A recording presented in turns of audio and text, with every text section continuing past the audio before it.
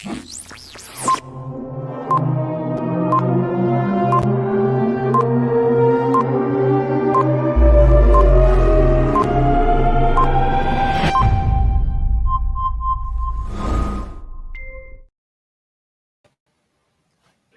everyone, and welcome to another episode of I Work in Sports live interview. This is the show where we talk to accomplished sport business professionals who come here to share their knowledge, experience, tips, and advice in order to help you succeed in your career. My name is João Fugério. I'm the founder of I Work in Sport, and I want to thank you for being here with us today. Let me know in the comments if this is your first time, if you're coming back. If you know us already, let me know in the comments. Also, if you could let us know where you're watching from, that would be great too.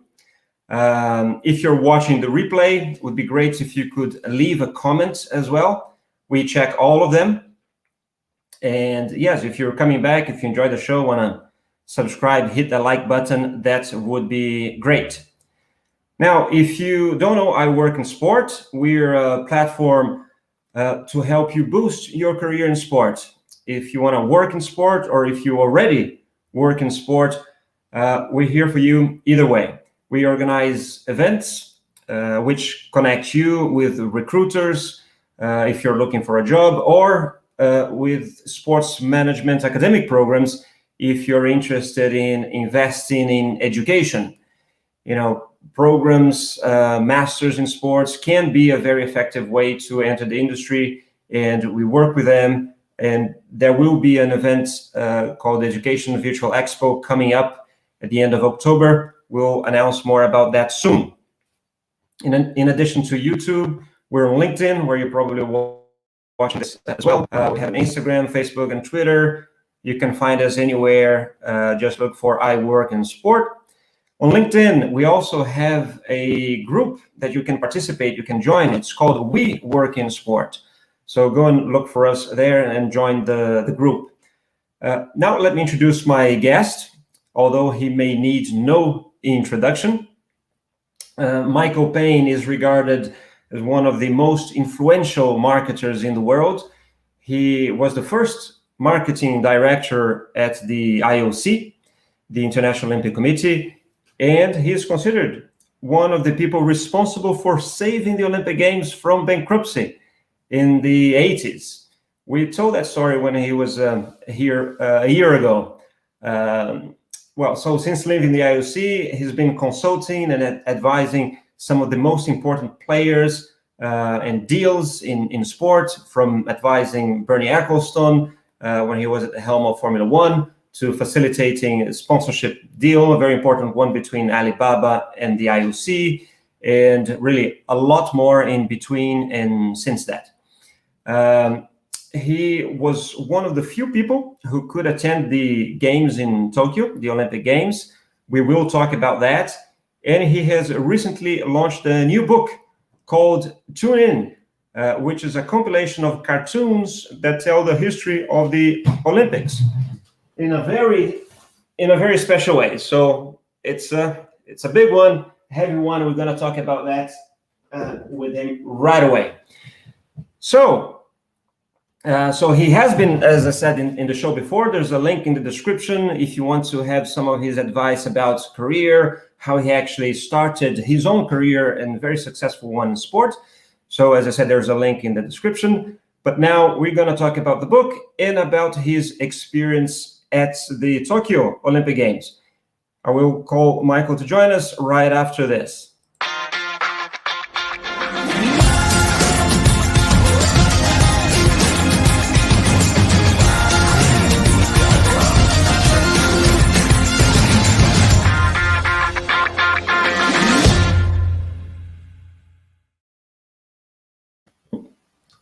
Here we go. Hello, Michael. How are you? Good morning, good evening, wherever you are in the world. Great to be back with you. Great to be back from Tokyo, and look forward to having a friendly chat. That's great. Thank you, Michael. Let me just tell you that we already, already have people saying hi from India. Here we have Taruka, Yash is watching us as well. There's Vito here in Switzerland. Erica also right here in Switzerland, as well as Renata in Lausanne. Great. People who join us can let us know where they're watching from. That would be great. Michael, let's start talking about the book, and then we can talk more about your experience in Tokyo. I mean, there's a lot of things that I would like to hear from you from those very special games. But yeah, we talked about, you mentioned your book a year ago. It wasn't called Toon In yet. It had a different working title at that time. Now it's launched. Tell us about the story behind Toon In. Again, how you decided to put this together. Tell us a bit more about the book, please. Okay, well, Toon In is it's been described as the unofficial and completely unauthorized history of the Olympic Games. Very different, told through the political cartoon and my sort of personal insights and commentaries on the Olympics over the past 40 years. It's a very edgy,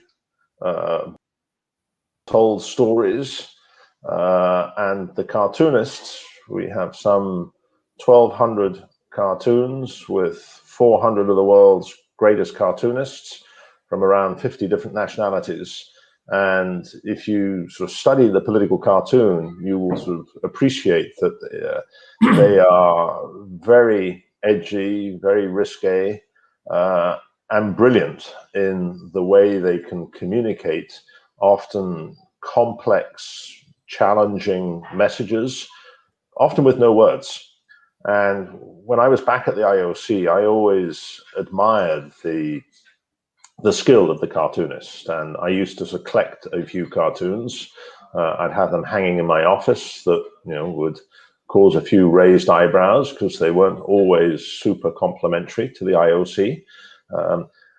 But they are an incredible social commentary of where the world stands, the issues and trends. And I just thought, wouldn't it be fun to tell the history of the Olympics through the cartoon? But it was one of those projects which you think, yeah, it would be fun to do, but you never get round to actually doing it. And then along came COVID, and we're all locked up in our quarantine. And I said, well, there's never going to be a better time, to really engage with the project. And so I started. And I think initially I had maybe 100 cartoons, which I was going to build the book around. And then I began researching and researching and researching. And I sort of finally ended up with a short list, probably of more than 3,000 cartoons. Yeah. Which I edited down and told many of the stories that have never been told. And the book was published just before the Tokyo Games. It caused quite a stir. A lot of people saying, you can't say that. And, what's the reaction of the IOC? And, the IOC came up with... That's one thing I wanted to know. How was it? The IOC came up with a very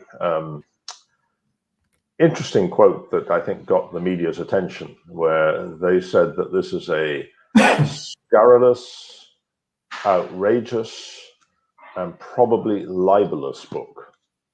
And I think on that, the libel, that they may be right.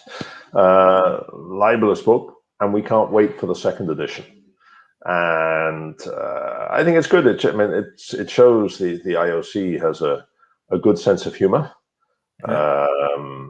But it also, I think, when you... Was there any participation from the IOC at all? So any contribution, or was all independent? No, the IOC, the first they saw of the book was when it was published. I did reach out to the Olympic Museum to see what cartoons they may have in their archives, and surprisingly very, very few. And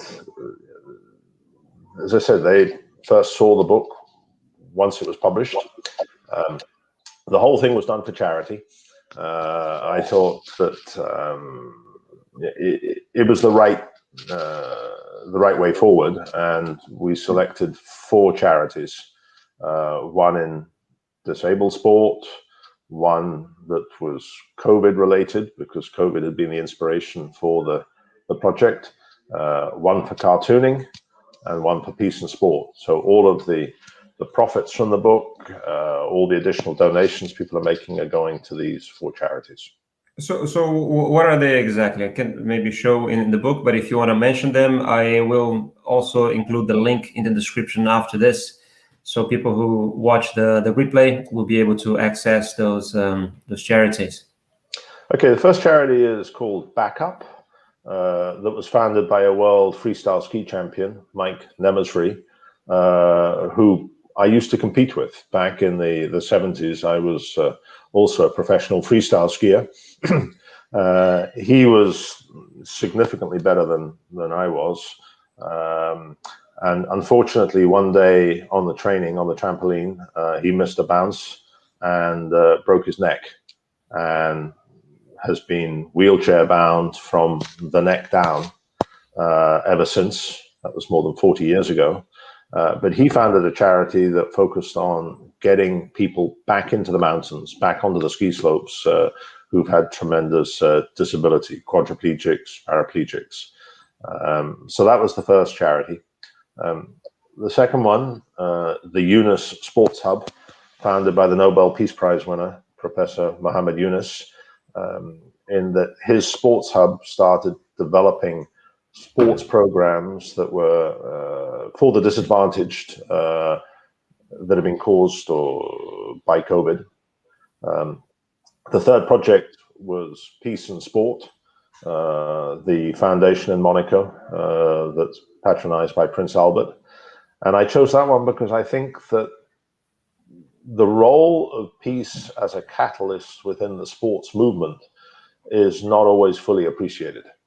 And I wanted to bring that to the forefront. They've done tremendous work of staging football matches between Israel and Palestine, between creating sports camps in other war-torn areas. And then the fourth and final charity, Cartooning for Peace, is the sort of umbrella group for cartoonists, many of whom live in very difficult circumstances. You only have to look today at the tragedies or the uncertainties, shall we say, unfolding in Afghanistan, and all of the political cartoons that are coming out about that. And those are very edgy. A lot of the cartoonists have their lives put at risk. And so I wanted to support, the cartoonists, because the book itself, first and foremost, is founded on the incredible work of the cartoonists. Yeah. Well, that's great. That's very nice of you. Another reason for people to go and buy it. So I have some pictures from the book prepared here, but yeah, I've been enjoying mine, my copy. And yeah, I mean, it's olympiccartoon.com for people That's to. That's right. It's only on sale online. It frankly was too big and heavy, and with the issue of the charities, to start working with Amazon.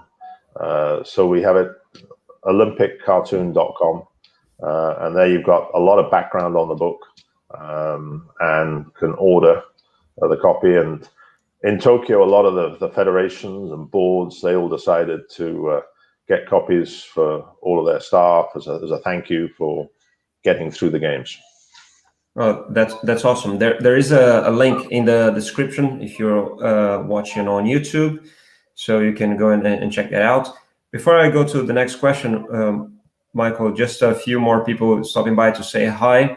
So you know that Sergio Alves is in Portugal watching. Mazar, where are you? Queen of the Hills. Where are you talking from? Mazar. Oripa is in Zimbabwe. And Jesus Lorenzo is in Rennes, France. So for everyone else watching, if you want to let us know where you're watching from. Also, if you have any questions, not only about the book, as I said, we're going to show a few pictures of the book here, but also about the Tokyo Games, you can write your questions and we'll ask Michael in a bit. Okay, so Mazar is at the Hill Station. Cool. Michael, what was the best thing for you about writing this book, which is very, very different from your previous book, Olympic Turnaround? I think it was putting together the story through the cartoonist and my insights. When I approached, some of the cartoonists, they all said, "Are you out of your mind? Nobody's ever tried to do something like this before. Not just on the Olympics, but on history or any subject, to pull together the insight from 400 different cartoonists as to how they deal with subjects from doping to boycotts to scandals. And in that process, you learn how the world looks at things very differently. If you take it on the doping, I don't know whether you can pull up that spread,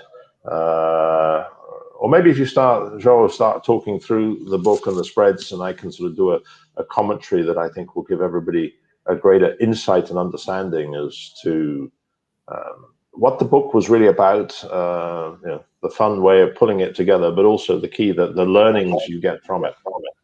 Yep. Give me just one moment. I'm going to pull that to the screen here. And these are some pictures that actually are on the website as well. Can you go back to the first one, or what order are they all in? Do you want to go back to the ones with the Tokyo images to begin with, and then we'll talk it through from there? Yeah. Give me just 1 minute. I'm going to start with Tokyo. There. Yeah, okay. So the book starts with the postponement of the games. And you have here a sort of interesting combination between some of the cartoons and images that were put together back in 1938-39, when the Tokyo Olympic Games were postponed or initially handed over to another city because of the outbreak of war at the time between Japan and China. If you pull back on the pictures, then we start looking at the way the cartoonists began to develop the different themes coming out of Tokyo and what it might mean to stage the games in a pandemic. Back when that decision was taken in March 2020, everybody was hoping that the world will have pulled through by the time the Tokyo Games took place in 21. Unfortunately, not the case. And we'll talk a little bit later about the incredible miracle that it was that these games were pulled off. Yeah. And if you move on to the next spread. Yeah. Let me just...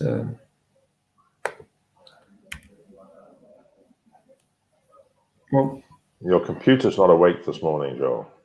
Yeah, I know. I need to reduce the image to be able to okay.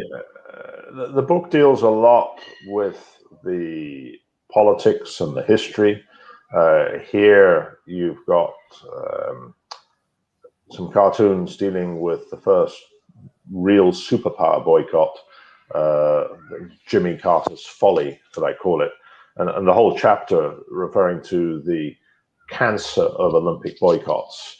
And if you go back to the 1980s, the Olympics were really on very thin ice, caught in the middle of the superpower politics of the Soviet Union and the United States, first dealing with the American-led boycott of Moscow, and then subsequently the Soviet, they didn't call it boycott, they said non-participation in Los Angeles. And you have a lot of stories about some of the real reasons that were driving that boycott decision. And it is remarkable history. But the takeaway, and it's very relevant today at 5 months before the Beijing Winter Olympic Games, the takeaway was the boycotts didn't work. They had zero impact on the policy of either the Soviet Union vis-a-vis Afghanistan or America. And I think for the, should we say, more intelligent politicians of the day today, there's a recognition that Olympic boycotts banning the athletes from going to the games is a failed policy. It's not to say that there aren't other actions that a government may take to express its displeasure at the policy or strategies of the host nation. And maybe we'll come back on to the challenges that the Olympic movement's facing over the next 5 months for the staging of the Beijing Games. Then the last sort of section of the first chapter in the book sort of continues to deal with some of the challenges of politics, the fight by the IOC for gender equity. I don't know if you can sort of pull over to the cartoon on the right there, the Saudi Arabian synchronized swimming team. This is, I think, probably a fairly good example of just the incredible, simple creativity.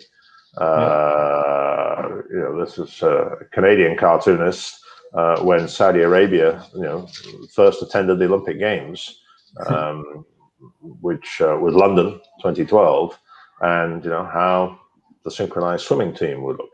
You look at the cartoon in isolation and you think, ooh, that's fairly brave to be publishing that. But when you go and look at the whole context, you read the stories that I write behind it, hopefully it puts things in proper context and illustrates that, one, things may not be quite as black and white as represented, and two, that either the politicians or the media are often grandstanding for their sort of soundbite moment in the press without being properly informed. So you will note under that Saudi Arabia cartoon, the IOC is often being criticized for not being gender equity. Well, I just point out the simple fact that in the membership of the IOC, 37.5% are female, and of the commissions, 47% are female. Right. That's double the US Congress. And the US Congress win the gold medal for repeatedly slamming and criticizing the Olympic movement for not being whatever particular policy of the day is relevant, including the issues of gender equity. And yet, when you look through the book, it's not to say that the Olympic movement is perfect. It's not to say that the IOC is perfect. I mean, any organization responsible for bringing 205 nations together, who's been around for 125 years, they've got issues and challenges. But when you look through it, I think one of the things that is a takeaway from all of this is the incredible resilience of the Olympic movement. Doesn't matter what's happened over the last 125 years, from the boycotts, the scandals, whatever you've seen, it pulls through. I mean, you've got a selection here, and my apologies for all my Brazilian friends that are online, but there's a chapter that deals with the Rio Olympic Games. And I was an advisor to the Rio team. And it was a truly brilliant bid, brilliant narrative. But the subsequent delivery of those games the diplomatic term would be incompetent. And the incompetence was purely down to the leadership of the organizing committee, who felt that they could run everything from an executive standpoint, and they couldn't. And I mean, what maybe was not appreciated fully, because the Rio Games was set against the most spectacular backdrop. There's no other city in the world that borders a rainforest and the whole visual backdrop. So what you saw on television was stunning. But equally, the IOC went to sleep each night and didn't know whether the games would make it through the next day. Wow. The operational incompetence, and a lot of it was papered over, but you get into some of the stories that are then told, and I think will be quite eye-raising. You have here the story of the IOC member from Ireland who was arrested in a dawn raid from the IOC hotel for, no, stay on that, go back, Joe. Oh, sorry, excuse me. Was arrested for what was claimed to be brokering tickets on the black market. He was arrested. He was thrown in a high security prison, the toughest prison in Brazil, held there for a month before he was then released on bail and under house arrest for 6 months. That was 5 years ago. There has still not come to court. All of the leadership of the organizing committee were subsequently indicted and are either under charge or in prison. And you begin to look into this whole story, and it was actually a complete distraction, because there was so much criticism of the organizing committee that they worked to engineer a stunt in order to take the pressure off them. You have a lot of, as I said, stories or perspectives that perhaps have never been told. Yeah. One thing I wanted to point out is that it's not simply this collection of cartoons and some simple notes. It's almost like you use those cartoons to illustrate the story of the games or the history of the games that you write. I think you put in a lot of effort also writing the own content of the book. It's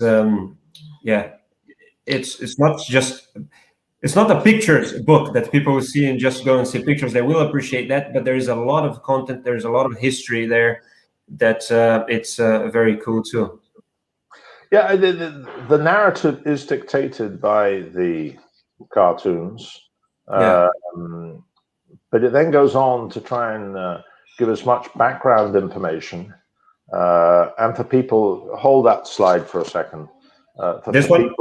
For people to say, well, I didn't know that. That's interesting, and being able to then discuss the pros and cons of the issue.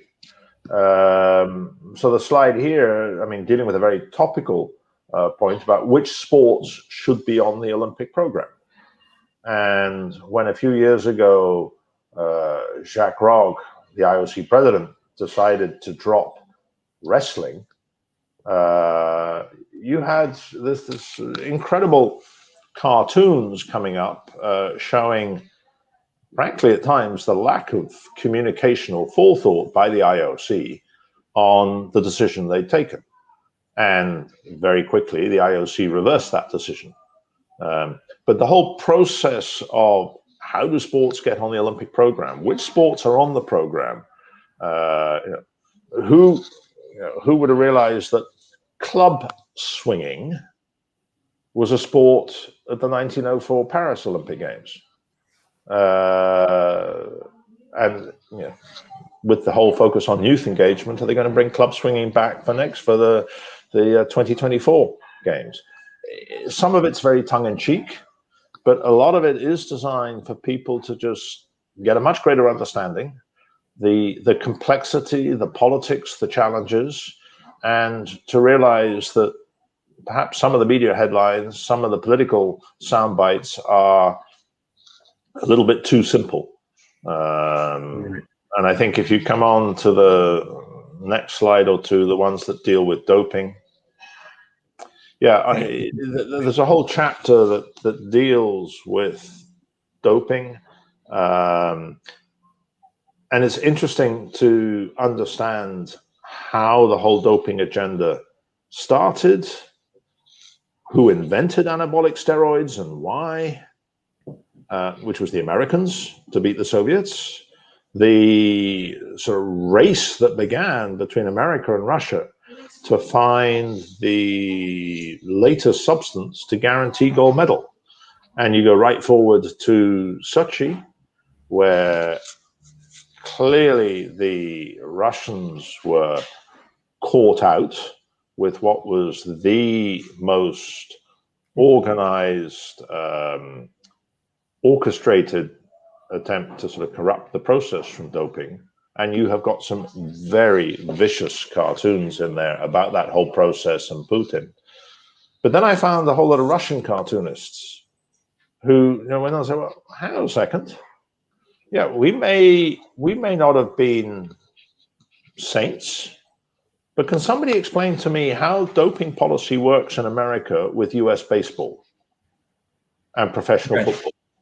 So, is there a possible contradiction here? Is there a possible double standard? Are the American politicians being hypocrites? And at times I try to avoid judging, let the reader judge, but by just putting out, cartoons that will certainly prompt you to reflect, but also some commentary, and then you can come to your own conclusions. Great. Now, as I said, I'm enjoying it. It's not like one thing that you just go read from start to finish. You can go and look at. There's always, a lot of, as you said, how do you call that? You find something new by the cartoons there, and then your comments. It's almost like some curiosity, some trivia, even, which makes it a very, very enjoyable. So I do sort of recommend that to everyone. Again, olympiccartoon.com. What was the most challenging thing for you, apart from collecting all the cartoons that you wanted to publish? I don't know, maybe licensing it, getting the authorization or something like that. Was that a big hurdle as well? Yeah, I think if I'd understood quite how complex it was going to be at the outset, I'm not sure I would have had the guts or courage to carry forward. But once you've started, you've got to finish. Tracking down the 400 cartoonists to get their permission to reproduce the cartoon, that was not easy. And a lot of the cartoonists don't have any public profile, or don't have any social profile, because they don't want to be trolled by political groups, because a lot of their cartoons are challenging different political policies. So it was very difficult to track them down, but I was successful in getting approval from 90% of the cartoonists. Nobody said no. There are a few that I was just not able to reach, and I've begged their forgiveness if they find their cartoon in the book. But I think the cartoonists overall have been very proud, to see their work presented in what is a sort of an opus style, probably the biggest, most comprehensive book ever published on cartooning, combined with just the incredible stories that exist with the Olympic world. Great. And one thing I didn't show, but there's a big section as well is of pictures. There's some extraordinary pictures there. Some you you mentioned yourself in your skiing career, doing some interesting poses there. That was fun to see as well. And You the whole got a short few pages at the beginning, which details with my professional career, more intended to illustrate that when I subsequently come on to talk about all the stories of the book, people will acknowledge that maybe I was there as a first-hand observer or participant to really sort of validate that there is some authority, behind the whole story of the book. It's not a third-party report, but there are a few fun stories. Indeed. And what about in Tokyo? Did you collect many cartoons from Tokyo? Is it an updated edition coming up soon? I did. There, as with every games, there's always great stories, great scandals, and so I was collecting cartoons, and I challenged a few friends and observers around the world to keep a lookout and send me through the cartoons. So you had obviously everything tied to the cancellation, the COVID, the Simone Biles affair, all sorts of stories. And if the first edition of the book sells out, and we do a second edition, then we'll do an additional chapter on Tokyo and Beijing with all the stories and cartoons that come from those games. That's great to hear. So let's talk about the games. You were one of the few, say, privileged people who could attend the games this year. What was your assessment? This was my 20th Olympic Games. If you take summer and winter, Sarajevo 1984 was my first games. They were incredible games, but they were also clearly very different. I think it was a miracle that the games took place. The organization operationally to deal with a 1 year's postponement, I don't think people fully understand quite how complex that was for the IOC and for the Tokyo Organizing Committee. And the organizing committee there did the most phenomenal job. Equally, it was a miracle that the IOC exceeded in getting 205 nations to Tokyo in the middle of a worldwide pandemic. And again, it happens, but it's not just by magic. Only one nation didn't turn up, and that was North Korea. And that was to deal with politics, not the COVID pandemic. So it was an incredible success, the mere fact that it happened.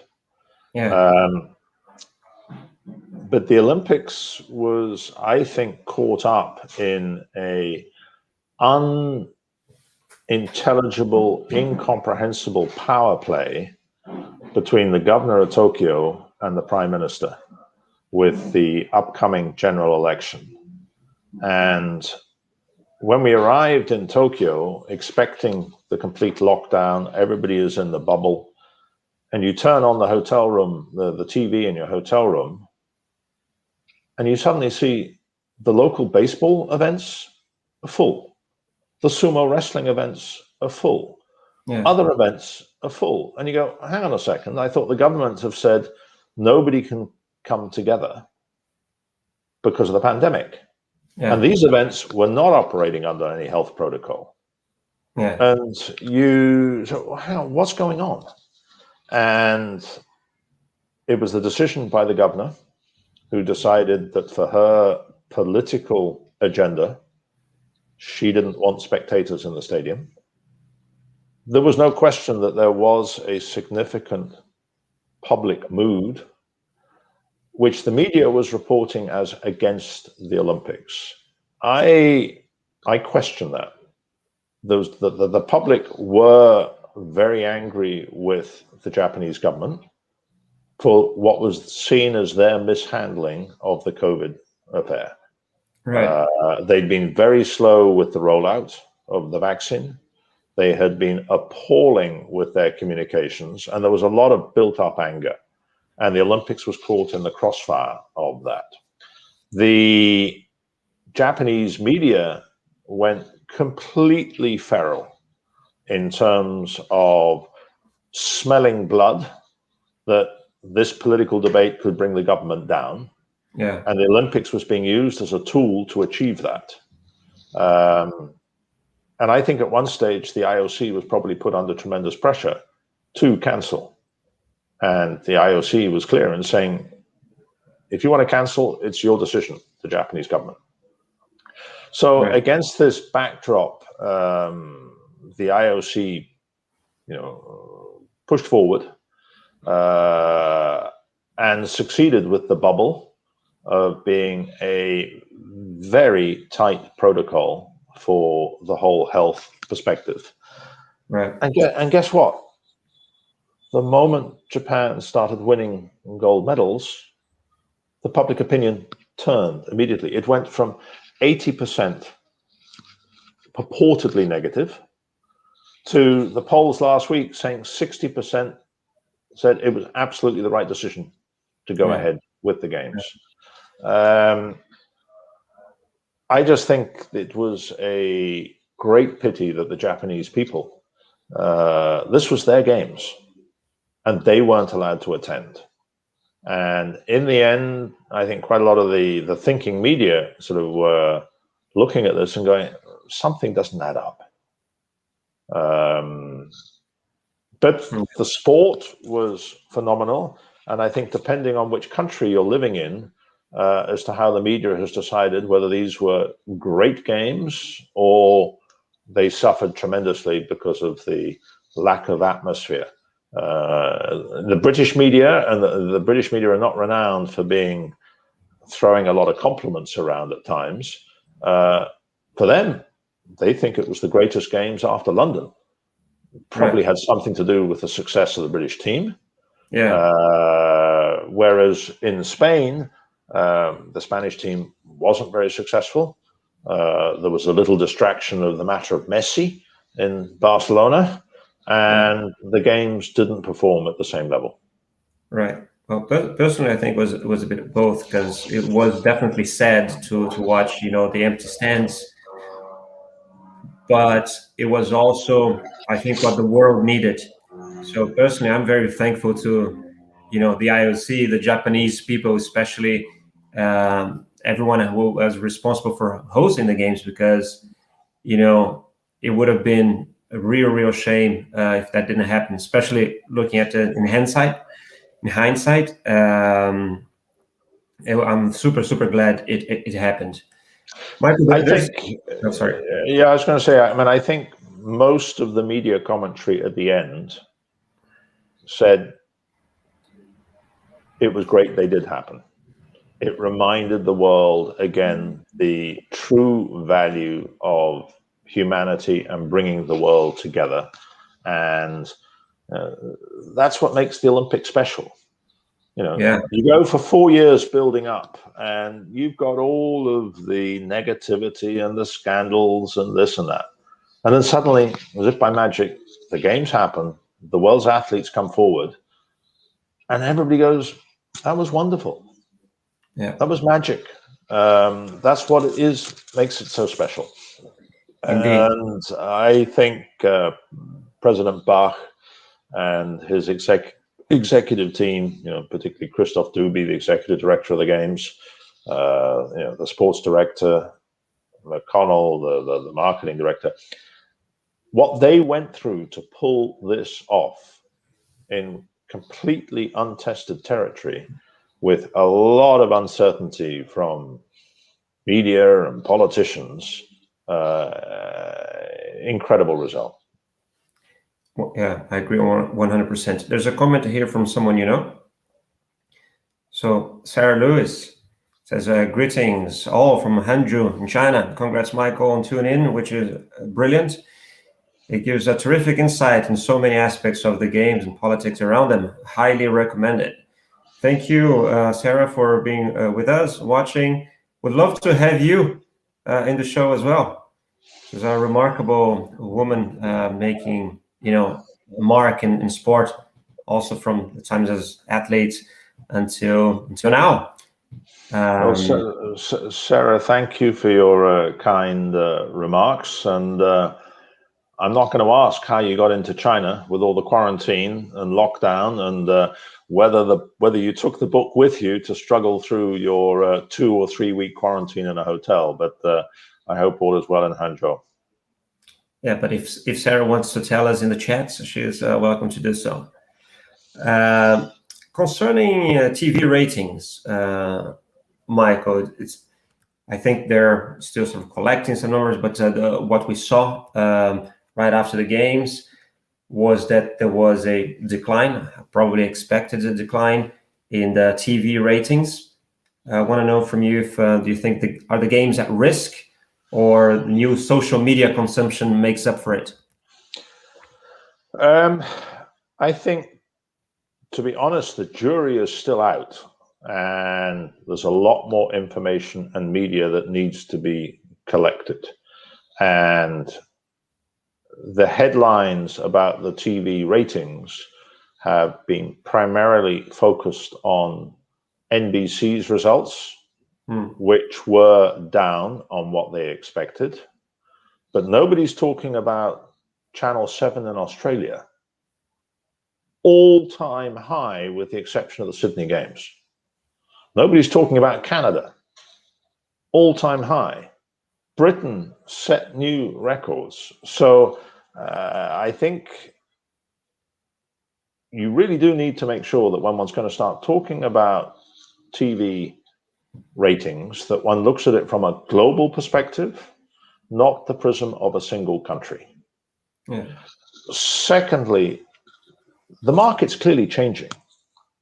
There are now multiple devices to consume your Olympic content. There's multiple different ways through the digital environment. And if you look at the digital numbers, they broke all records in terms of consumption. So if you want to understand how the Olympics is performing, it's not just about who's tuning in to the prime time. It's who's tuning in over 24 hours. Because whether I'm watching in prime time delayed or I'm watching live, what matters is how many people actually watched and how much did they watch. And the research protocols are still living in the dark ages.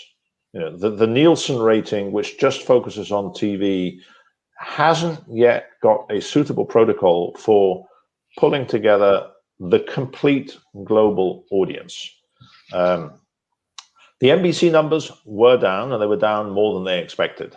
Yeah. And I think a combination of that would be, one, the Asian time zone is never friendly to the US network.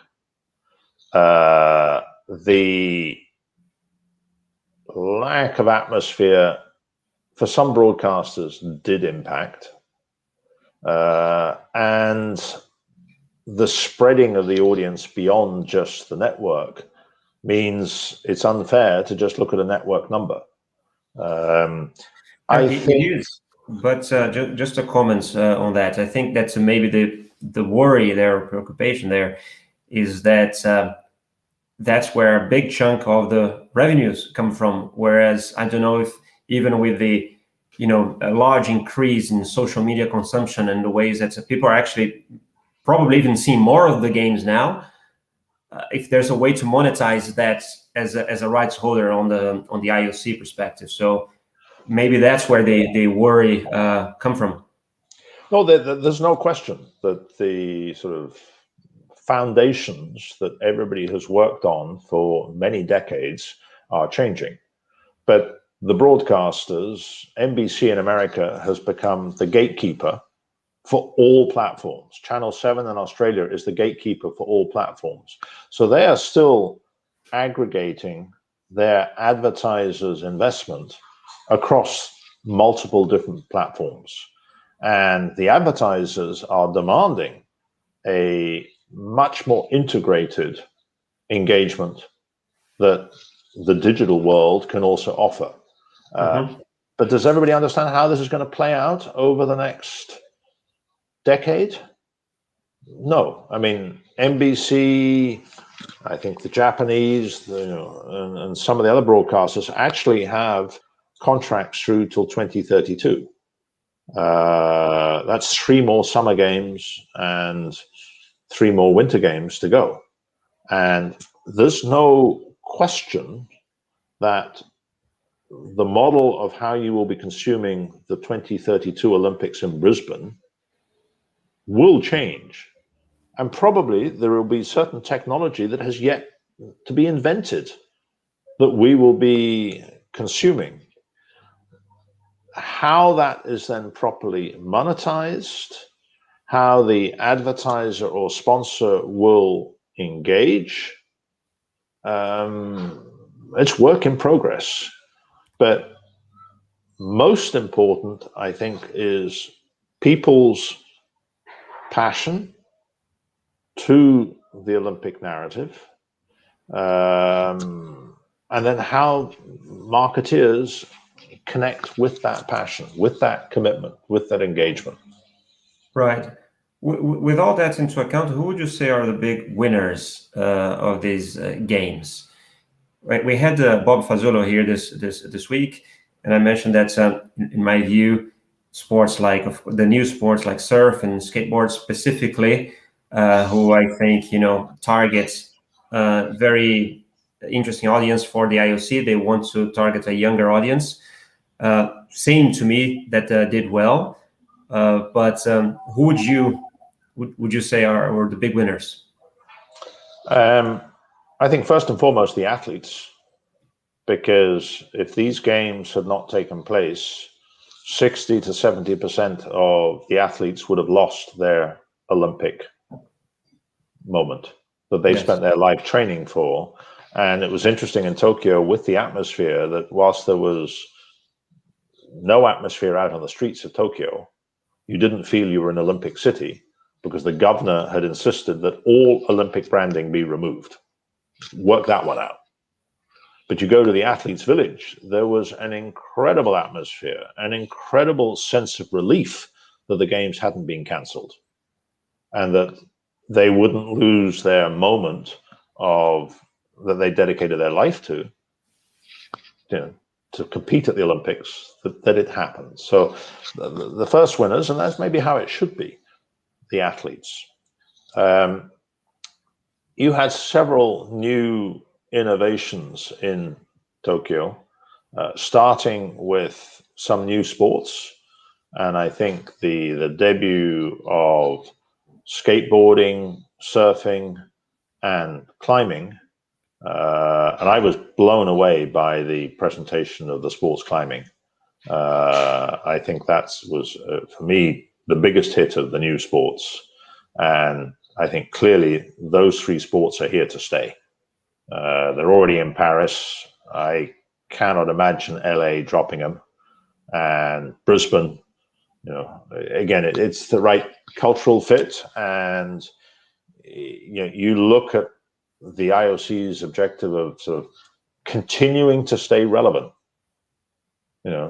to not just be ivory tower in Switzerland without any feeling as to what's really going on, and an ability that you got to move quicker. You can't suddenly decide things that are a decade away. So those new sports were, I think, a definite hit. Right. The technology, the work of the broadcast of Yanis Akarios, who heads up the IOC's broadcast setup and structure, the technology of bringing the sport alive, the new introduction in sound, the new areas of engagement on digital, I think also a big winner. So it wasn't all doom and gloom. Tremendous sense of relief that it happened, but disappointment that the political games that were in play interfered with what could have been so much more. Is there any big loser that you point out? Japanese people. This was their games, and it was a tragedy to sort of see them trying to peer through the fence, trying to engage with with their games. I mean, I don't know whether you would call some of the other losers. There were a fair number of activists who were pretty vocal on social media. How nobody wanted the games. So you've now got these activists should now be looking at the research and saying, well, 60-70% of the Japanese people thought it was the right decision. So explain that.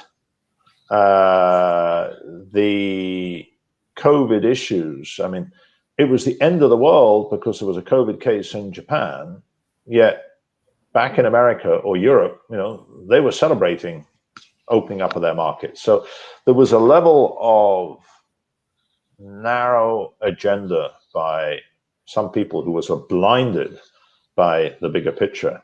And I hope that media and others, looking back, will be properly balanced on their commentary.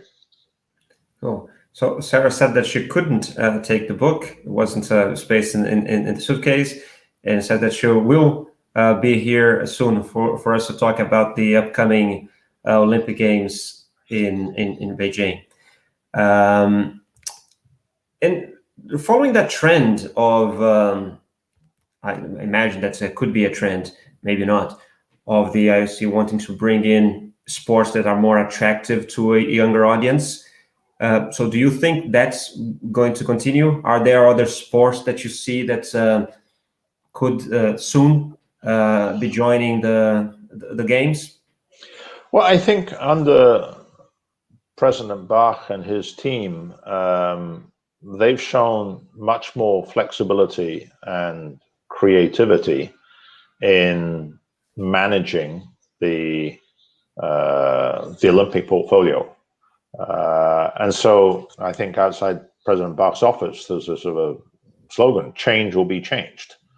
And so I think, yes, you will continue to see change. There is both certain sports currently on the Olympic program that clearly are under threat. I went to the last gold medal of the games from weightlifting, the super heavyweight, and it was an incredible sporting performance and breaking the world record. But currently, it could well be the last gold medal ever in weightlifting, because the management and board of weightlifting are refusing to change, are refusing to adapt to the requirements of modern society, and the IOC is losing patience. And they're saying, what else do we have to tell you to encourage you to change? So I think it's very touch and go whether weightlifting will be in Paris. The Boxing Federation is currently suspended. The IOC took over the management of boxing because they've said, look, when are you going to learn that having somebody on the US watch list sought by Interpol has a slight optics problem for running an international federation? Can you please try and have a management and leadership that respects the basic values and doesn't have a colorful CV? On the other hand, you've got sport, may not be youth orientated, but for me, cricket, 2020 cricket. If you wanted to add 1 billion TV audience overnight, you put 2020 cricket on the program, because the one region of the world that hasn't had major TV success is the Southeast Asian continent of India, Pakistan, and you put cricket on and you have got them absolutely hooked. And the Caribbean and a lot of other countries. So I think you've got one or two major sports, one or two trending sports, but this has got to be balanced with the logistics of staging the world's largest event. And you can't just keep adding and adding and adding, because it either then becomes too big to stage, or it's too complicated because the extra drop and it all then spills over. And I think this is also something the IOC's recognized with its future sort of bidding process, and the Brisbane is the textbook example of that, of having far more flexibility in building a model that works for that particular region and community, and not just coming in with a template and saying that's how it's got to be. Cool. Great. We're just coming to the hour, so I just have maybe a couple of questions. One is about the maybe Olympic values. What did you think of the two athletes in high jump splitting the medals? I actually posted a short article about that, but I would like to know your point of view. I mean, it was one of the great moments through the Olympics, and you just have to look at the sheer joy, relief on the image of those two athletes. And I think everybody was surprised, not least the president of World Athletics, who, Lord Coe, when he was asked, well, when was there a rule change? And he was honest and open enough to sort of say, well, I wasn't sure. It obviously was passed after lunch at the board when everybody was asleep a decade before. But I think it made everybody smile and just know it's those unique moments of just seeing the countries, the athletes, come together. And there were several other very powerful Olympic, moments and narratives at the games. Yeah, that one in particular, I think, created a lot of controversy as well, because of course many people didn't like it. Although it's fun. Like myself, what I said, I enjoyed the moments. I thought it was great that the time it happened, how it happened, and I don't want also to blame the athletes at all, because if I was there in the same position, I would have done exactly the same thing. But I think that now people found out that exists, and CEDCO knows that there's this rule there. It probably should be changed, because some people said that what happened was blatant match fixing. Okay, this results interest you to me as well, so let's both win. Competition stopped. You can debate it, but honestly, I think it doesn't go in the bucket of match fixing. No, me neither. That's a whole debate. And so what happens if you get a tie in the swimming 100 meters? People have got to go into a runoff because it's a tie. Nobody would question that. So I'm sure that it's good to debate it, and I think that's important for people to be able to discuss pros and cons. You're never going to have something that's universally applauded. I think the majority, though, of this one will say, no, that was wonderful. Maybe Lord Coe will go back with his board at World Athletics and say, right, guys, what do we think? Was everybody aware of this? Was it right? And it will get debated. Okay, there's maybe just one last question here from the audience, and then I think it's going to be it. If the IOC stuff with weightlifting and boxing, do they turn a blind eye to federations like FIVB and FIFA when they have their own problems? No, I think the IOC has been very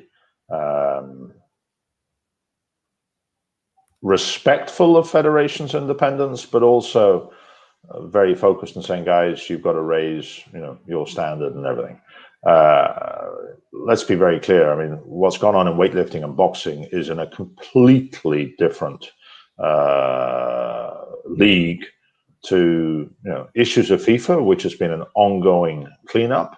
The issues of volleyball, I think you've got to go and look at how much of that is a Brazilian media agenda that keeps coming back, eventually ends up in the courts, and people says, no, there is no issue. And a year later, it's, the next prosecutor, wants to get his name in the press. And you look at the microscope that these federations are now going under in the world's sort of requirement, rightly, of transparency.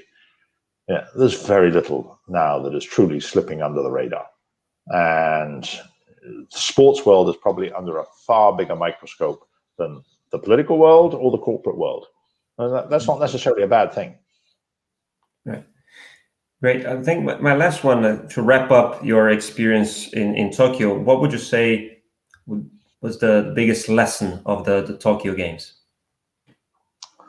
That they were able to stage a very successful Olympic Games in the middle of a pandemic by putting in place very tough, strict health protocols. You look at the numbers and the results and the way that whole process was called, and the subsequent result that everybody said, I mean, with a few exceptions, that was wonderful. We're really glad that it was pulled off, and reinforcing that it's not just another sports event. There is something much more to this. Indeed, indeed. Michael, thank you so much for being here. Any last message that you would like to leave? I'm going to recommend that people that check out olympiccartoon.com, and very much worth it. You will be supporting 4 brilliant charities that do brilliant work. So I recommend you check it out. But so you don't need to sell the book, Michael. I'm doing that for you. But any other message that you'd like to say before we go? No, Joe, I just congratulate you and your team for continuing to facilitate discussion within the industry and helping people engage and understand. And the more people you can get coming on your show to share their experiences, I think it's helpful for people wanting to break into the industry, but it's also good for the industry to openly discuss issues. So thank you very much for the invitation, and I hope that people will enjoy the book. You might need a new coffee table to support it, because it is on the large and heavy side. It is. But thank you very much. Thank you to everyone that watched at home. And it was a different time today in the day. So I think a lot of people will be watching the replay. Thank you. If you're watching the replay, leave that like button there, subscribe. That always helps us. And Michael, I hope to be able to see you again soon. Bye-bye, everyone. Super. Thank you very much, everybody. All the very best. Good luck.